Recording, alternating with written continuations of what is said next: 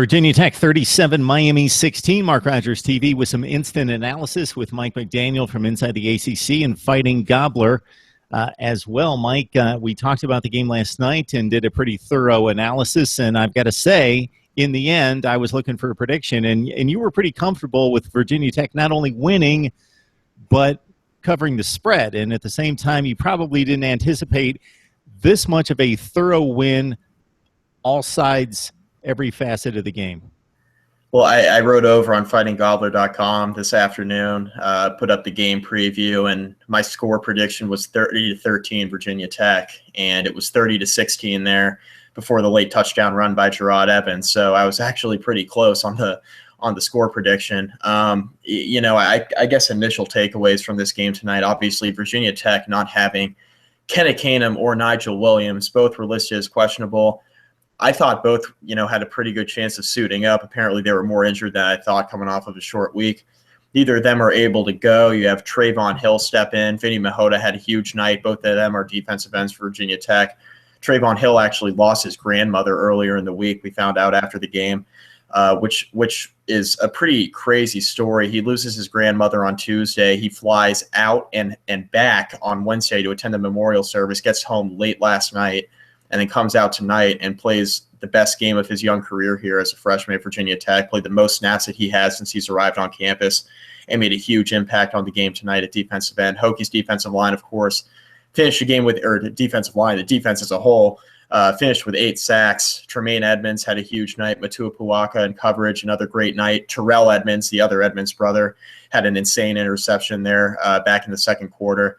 Defense was really firing all cylinders. There were a couple of plays there where Miami they made a few plays in the passing game. Brad Kaya, I thought, potentially played his best game of the year by my estimation. I've seen most of Miami's games this year, and I thought he was spectacular tonight. I just thought the Virginia Tech defense, the pressure that they put on Miami's offensive line was huge, and the fact that the Hurricanes really didn't get much of a run game going other than the one Joe Yearby run there in the fourth quarter where Miami was trying to go in and score there late to make it a little bit interesting, but it wasn't to be. So, I think when looking at the Hokies, you start with the defense and talking about how impressive they were on all levels. The defensive line with the attrition they've suffered and having guys step up and play well tonight was huge. I thought Tremaine Edmonds at linebacker, Matua Puaka had huge nights, both of them.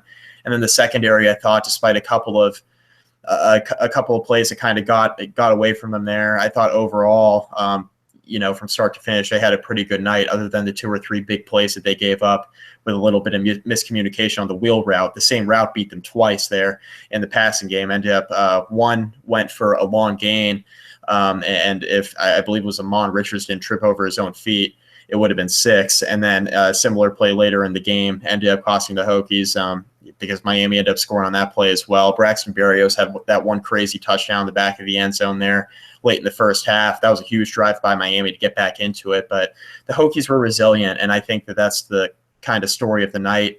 You flip over to the offensive side of the ball. Gerard Evans probably played his worst game of the season on Saturday against Syracuse. He bounces back and probably played his best game of the season tonight, both with his decisions in the run game and in the passing game. He had, I think, 2 passes by my count that probably should have been intercepted that he missed, just overthrew a little bit. But, luck at the draw, he made up for it with, of course, the late touchdown run there and the couple of touchdown passes he threw to Bucky Hodges. And then how about that one touchdown there in the third quarter where they go to Sam Rogers to take a play out of Syracuse's book that ended up burning the Hokies last Saturday. Sam Rogers, one fullback, throws to another fullback. He found Stephen Peoples in the back of the end zone there in the third quarter to extend the Virginia Tech lead. So it was crazy. Evans throws a couple touchdown passes. You got Sam Rogers throwing a touchdown pass. He had a huge night in the receiving game. He ran the ball hard as well. It was just overall a great team win. Having Trayvon McMillan go over 100 yards rushing, having the team go over 200 yards rushing, that was one of the keys to the game. I thought for Virginia Tech coming in, they needed to run the ball better, and they did just that tonight. It's a huge reason why they came away not only victorious, but winning the game by 3 touchdowns like they did. Yeah, the biggest mismatch of the game for me was the defensive front for Virginia Tech against that porous Miami offensive line. We talked about it last night. The Canes have not been able to run the ball and really couldn't on this night, and they got back behind by a couple scores, and it really didn't factor in regards to the rushing game. The stats weren't horrible if you take out the sacks against Kaya. The two backs ran 20 times for about 95 yards, but there was really nothing significant there. If you factor in the sack yardage, it's an abysmal effort on the ground for Miami. Woody Barron had a huge night, 5 tackles for loss through 3 quarters. And the first 2 plays of the game, he had a sack on Brad Kaya and a negative rush play. And at that point, I was thinking, I'm going to start charting the negative plays for Miami and the tackles for loss, and I just lost track. And I checked out the box score, but it's difficult to get defensive stats right after the game because this Virginia Tech front was in the backfield all night, and the likes of Joseph Yearby and Mark Walton didn't have much of a chance most of the time.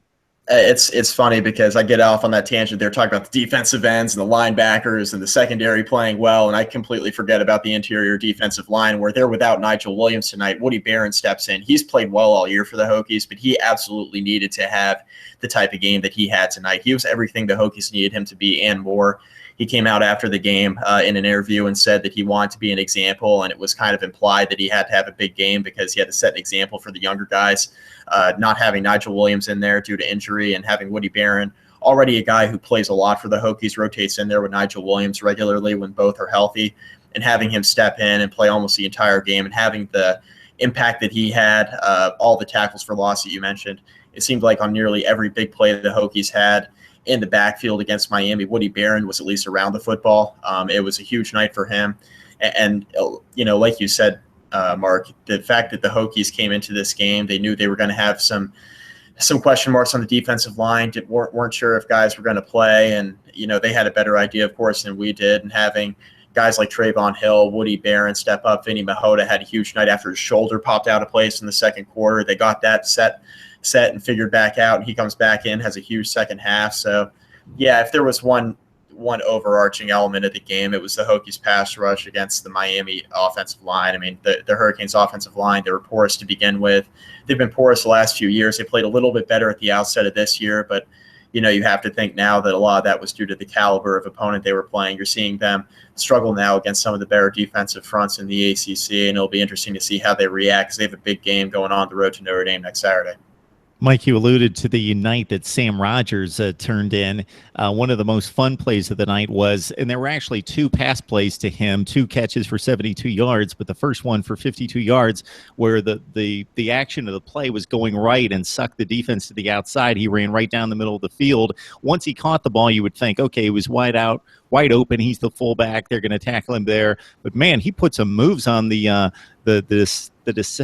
secondary and linebackers then and actually kind of beat them to the corner and gained another 15 or 20 yards. It was pretty impressive out of Sam Rogers. And I think we would both win a lot of bets if we were taking on anyone when it comes to top-rated passer in the ACC. Lamar Jackson, Deshaun Watson, no. Gerard Evans and 259 through the air, 2 touchdowns and no picks should not hurt the rating at all. No, definitely not. And he's now gone over 1,600 yards on the season passing. I mean, he's been a fantastic player for the Hokies here this year. When you talk about him having his worst game last Saturday against Syracuse and the one real play that cost the Hokies, in my opinion, as far as momentum and offense was concerned, came early in the third quarter when he threw an interception in the red zone. I mean, if there's going to be one play all year that just defines his bad play, and that's it in the third quarter of a game in week 4 or whatever. I mean, that's when looking at a guy like Gerard Evans coming in from the junior college ranks, you see now with his mix of running and passing ability why he was a top-rated junior college quarterback heading into this season for the Hokies. And the Hokies, of course, snag him, kind of go against the grain here with the new coaching staff and going out and getting a guy that is a junior college transfer, because that's kind of the one major difference, in my opinion, between Frank Beamer and Justin Fuente is, Frank Beamer never went out really and got junior college transfers. And the first thing Fuente does is goes and gets his quarterback, and he's made a huge impact for the Hokies thus far. And real quick, like you said about Sam Rogers, the 2 kind of crossing routes he ran, it was the same play that he ran the last couple of years against Ohio State and the upset back in 2015, the 2014-2015 season, when they kind of ran Sam Rogers out on a wheel route and they hit him on a long play kind of against the grain of the defense. That ended up being his 1 touchdown catch in that game against Ohio State. And then similarly back at Lane Stadium in the opener last year, they had Michael Brewer rolling out to the right and throwing back across his left to Sam Rogers. It was a much similar play to what we saw in the crossing route tonight that they ran with Gerard Evans. It seems like they never seem to catch Sam Rogers running back across the field wide open. He's a guy who is a really underrated pass catcher for the Hokies, and he's been very good in the open field as well, as we saw tonight. A couple of crazy moves there in the secondary, got loose and had that one crazy 52-yard gain there in the first half. I mean, if you guys had a fullback catching 2 long passes tonight and also throwing for a touchdown pass, you won a lot more money than I did. Yeah, and when you look at the Canes, it's pretty easy to see, as you mentioned, you've seen them almost every game, what they have and what they don't have. What they don't have is an offensive line. What they don't have is much of a secondary. They have tremendous youth talent at linebacker. They have one of the 10 best quarterbacks in the nation. They have 2 capable running backs who can't get loose because the offensive line is so porous. They have a star in Stacy Coley. They have a star in the making in Amon Richards at wide receiver. So they have some pieces, but it doesn't add up to a very good football team that's going to contend in the Coastal Division this year with 3 losses, and Miami goes to Notre Dame next week. But this is a night to talk about the Hokies and Joey Sly. It's such a complete performance. We go to him, and he nails his first 40-plus yard field goal of the season, Mike. Yeah, and he hits 2 other field goals. Other than that, he was actually lining up for a 4th that got blocked, and I was a little bit concerned there from a momentum standpoint. There were about 6 or 7 minutes to go. The Hokies are up 14 points. You kick that field goal, you go up 17 with 6 minutes left, and it's over. That field goal ends up getting blocked. Don't know who was in on the tackle for Virginia Tech after Miami recovered the block field goal, but that ended up being huge because Miami isn't able to advance there. 4th and 12, they end up getting stopped again. The Hokies set it up for Gerard Evans' touchdown run there at the end. So it ended up being a huge sequence there for the Hokies for the defense to hold after that blocked field goal that should have put the game away there with about 7 minutes left, but by no fault of Joey Sly's own. I mean, they had 2 or 3 guys in there on the block. It was a play where the Hokies offensive line went to sleep there on the field goal kick. But Sly was fantastic tonight, hit his first 3 field goals, and was a real difference maker there early in the game for the Hokies when they were struggling to get things going on offense. Miami's last gasp was a Stacy Coley attempted fantastic catch in the corner of the end zone on 4th and 20. Couldn't get the foot down. Yeah. Would have cut it to a 1-score game with about 4.5 minutes left, but Virginia Tech really had that would have been a stolen victory if that would have happened in any way, because from start to finish, it was the Hokies' night, and they were the much better football team in this one against Miami. So it's Virginia Tech at Pitt next week. Difficult Coastal Division and a very key game. So I think we both, and a lot of people, I'm going to exclude you, Mike, because I think you knew what Virginia Tech had going into this season, but the focus was North Carolina with the division championship last year, and Miami because of Mark Richt and the name talent that they have, especially on offense. But the Hokies are looking extremely strong right now, despite the loss to Syracuse. So it should be interesting, Mike. So any parting shots about the Hokies at Pitt next week? Well, it's about time Virginia Tech goes into Heinz Field and gets a win there. It's been forever, literally. They don't win in Heinz Field ever. And I think Virginia Tech's a better team than Pittsburgh. Pittsburgh has struggled on the defensive side of the football more than I think any of us really could have imagined with Pat Narduzzi coaching that unit. The one thing that if you're a Pitt fan, you're a little bit nervous about is the secondary. I mean, the secondary has been the one Achilles heel for Pittsburgh all season long. And, I think when looking at an early look at the matchup next week between Virginia Tech and Pittsburgh next Thursday night, I think the one thing that we're going to have to watch for, obviously, is how is Virginia Tech's defense going to go in health-wise, obviously going into the game on the defensive line, because Pitt loves to run the football, and they have a good offensive line. So Virginia Tech's going to have everybody at their disposal that they usually have. Kenny Canham, it's going to be paramount that he's in the lineup. We're going to need him to play. You look at a guy like Nigel Williams rotating in with Woody Barron. Having Woody Barron go almost the entire game next week won't spell anything very good for the Hokies when considering you have James Conner and Caudry Allison. You got Caudry Henderson, the receiver, who runs the ball a ton for Pittsburgh as well. They just keep coming at you with skill position players there. I think the one key for Virginia Tech is, once again, getting pressure on the quarterback. Is when Pitt does decide to throw, and Nate Peterman's back there, he's not the quarterback that Brad Kaya is, but he's a guy that's more than capable of picking you apart if you leave him back there with time to throw. So Virginia Tech defense, they're going to have to get a lot of pressure on the quarterback once again next week, and they're going to have to stop the run against another good stable of running backs there at Pittsburgh with James Conner, Quadri Allison, and then Quadri Henderson, who does play receiver but runs the ball a ton for Pittsburgh in their offense. So that's the early look there on the defensive side. Offensively, I think the Hokies should be able to score on Pitt, given what I've seen out of the Pittsburgh defense.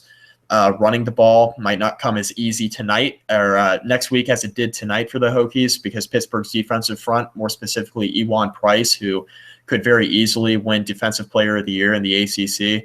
He leads the ACC in sacks and tackles for loss before tonight's game with Virginia Tech, of course, and then of course this weekend's games. But Ewan Price is a guy who can absolutely make a huge impact on this game next week. If the Hokies aren't careful, they're going to have to key on him offensively to make sure that he's not in the backfield disrupting the run in the pass game. And I think if Gerard Evans has time to throw, I think the Hokies receivers are more than talented enough to contest that Pitt secondary that's struggled to date. So I think those are the early keys: Virginia Tech's defensive line against Pittsburgh's running game and their passing game, and then Virginia Tech's passing game against the Pittsburgh secondary, which has struggled this season. So those are the two early keys to watch, a little more, now sitting here a week out from the game. Virginia Tech with a huge win and decisive win tonight in Blacksburg over Miami, 37-16. Instant analysis with Mike McDaniel. If you love the ACC, if you love ACC sports across the board, especially football, but all the sports, check out Mike at Inside the ACC. And also, if you love Virginia Tech and want to check out Hokie coverage top to bottom, it's on fightinggobbler.com. Mike, we appreciate the analysis. All right. Thanks, Mark.